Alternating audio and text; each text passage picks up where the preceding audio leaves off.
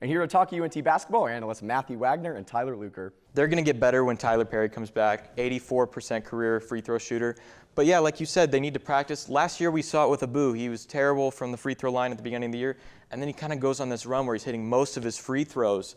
And it just shows that if they practice that more, it can really pay off in the long run. You're coming into this game 21-point favorites. You have to win at home. It's homecoming. You punch your ticket to a bowl game, put yourself in prime position. It is the most important game this season. Every game going forward is the most important game, but you got to win at home. He's got that slow heartbeat, great in the clutch, showed it last year. Getting him would be so important to have a guy 5 minutes left in the game, you know who's taking the shot. Oh, yeah. Second key to the game, run as fast as you can, like the gingerbread man. Attaway, Adehi, and Ragsdale, they're phenomenal. Over 300 yards rushing last week. All sophomores, so they might be good to go in the future. But when UNT is playing winning football, they're rushing the ball. It's hard to top the best season in school history, but a revamped group just may be what the Mean Green need to repeat as conference champions for the 4th time in a row. 0-1 count, and Brumley Ooh. spikes one down. Just got to be careful for that one whenever there are base runners on. Yeah, he throws very hard. That ball's going to come back to him. There's been about 4 or 5 of those. If he's not hitting the mitt, it's going to hit the backstop and fly pretty far. Bohannon's definitely going to have to put some ice on that palm tonight. That one's popped back behind the stands. So now it's going to be a 1-2 count. Brumley's 24th pitch coming up here. Looking for out number 2 in the top of the second. Here's Brumley. Swing and a miss, and he gets another one. He has been cooking from the mound, getting a ton of strikeouts, lots of swings and misses, lots of backwards Ks too. But fantastic start for Brumley and the Shaps. So that one spikes down. Lichty stops it. Runner stays plant at second base.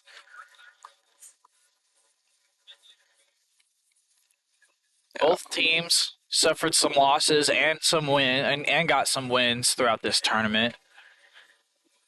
Like Tyler said, clean slate. That one's popped up.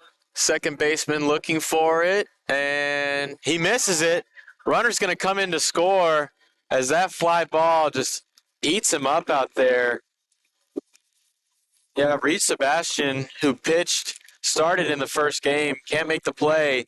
So now Ponder's going to lead 1-0 with 2 outs in the top of the first inning. Here comes Vanek the other way. He's got one-on-one. Webb's with him. Gives it up for Webb. Webb to Vanek, and he scores! North Texas wins it 5-4 in double overtime.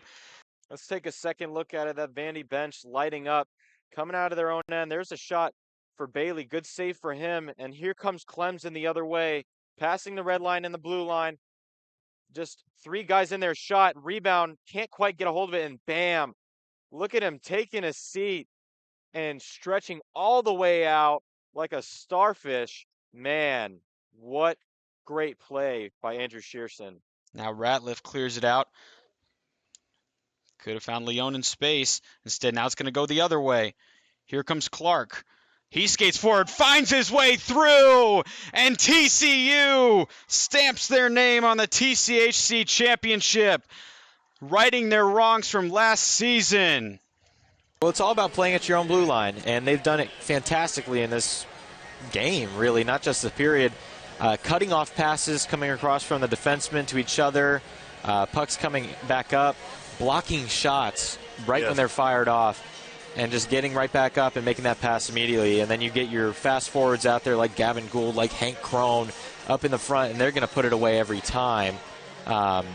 That's really been what has transpired today, just the transition offense by playing very well on the puck at your own blue line and getting it to your scorers.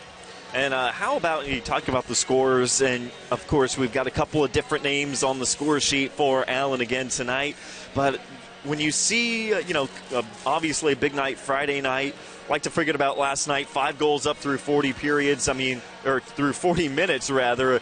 How does that kind of help this offense get a whole lot of momentum, a lot of confidence when you get scoring from up and down the lineup and scoring in different ways? A couple of breakaway, shorthanded, some opportunities on the power play. This offense looks like they're really finding their rhythm. Yeah, you're looking for guys to step up, and we've had multiple through this home stretch that closes on, Wednesday or so? Yes. That have stepped up and shown, hey, I can be your guy. I can be your scorer. Hank Crone, Gavin Gould, Easton Brodzinski, Blake Murray. I could keep going. And they have been phenomenal on offense. And you like to see that. You like to see it spread out. Because last year, the driving factor behind this team was the offense. Yep. Best scoring offense in the ECHL. And it powered them to the playoffs. And with the injuries and stuff that's happened, we've talked about it before, but this is what you want to see. You want to see guys step up, new additions to the team that come maybe 10 games or so ago, yep.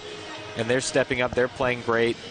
Just got to keep the offense moving, get it consistent. You don't want a game like yesterday where it's only one. Obviously, the penalties didn't help yesterday, but in a clean game like this, really, there's only been a couple penalties. You want to see them capitalize and score. Baseball is one of America's most popular sports, but North Texas doesn't have a team. NT Daily's Tyler Luker tells us why there's a lack of baseball representation at UNT. From 1984 to 1988, North Texas had an official team, but the program was discontinued because of Title IX. The Mean Green played at Mack Park, which is the same site that the club team plays on to this day. In 2014, the athletic department announced plans for a new stadium, but canceled them due to financial reasons. I think football is taking a lot of scholarships, and that's where all their funding's going, because baseball isn't seen as like a profitable sport unless you're at a school like TCU, Vanderbilt, somewhere where they're good every year. So that's probably why. The Dallas-Fort Worth area is home to only 2 Division I baseball schools, TCU and Dallas Baptist. North Texas has a large talent pool, but has been largely untapped. Great guys here, and a lot of people that love the game. We would love to have an NCAA team. It's up to the school, but we'd all love to have one. The club team hopes to be ranked for the first time since 2017, as they believe that will increase the buzz around baseball at North Texas. I don't know if it's a funding thing or if it's just people aren't excited about baseball at UNT or what, but I hope we can change it in the next coming years.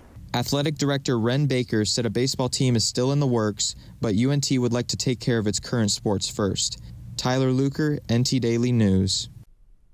More information regarding renovations can be found at lightthetower.com. Lifeguarding used to be a popular summer job for many college students, but COVID-19 has hurt the number of applicants. NT Daily's Tyler Luker tells us how the national lifeguard shortage has left a local pool high and dry. From Memorial Day weekend until Labor Day weekend, over 1,000 people flock to Jack Carter Pool every day to swim. The staff has been getting ready for the upcoming summer with drills and training, but still may be left shorthanded. Having fewer lifeguards has put a stress on the management side of the pool, as the shortened staff has required them to work more hours than normal. I definitely was working 50+ hours a lot of the weeks, so it was just kind of mentally taxing. Between that and just it's being hot all summer, at Jack Carter especially, you have 1,000+ patrons. It can kind of lead to dangerous conditions. Last year was the first time ever that Jack Carter Pool was forced to close early.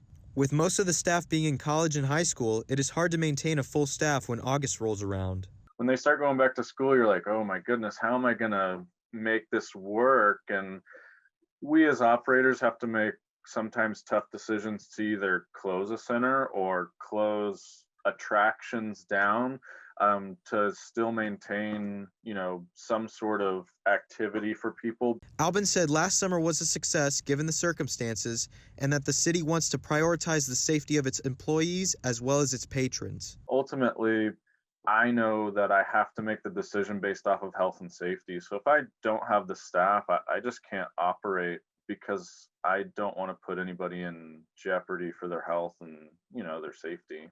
The city hopes to attract more lifeguard applicants as the start of summer nears. Tyler Luker, NT Daily News. More info on City of Plano pools can be found at planoparks.org.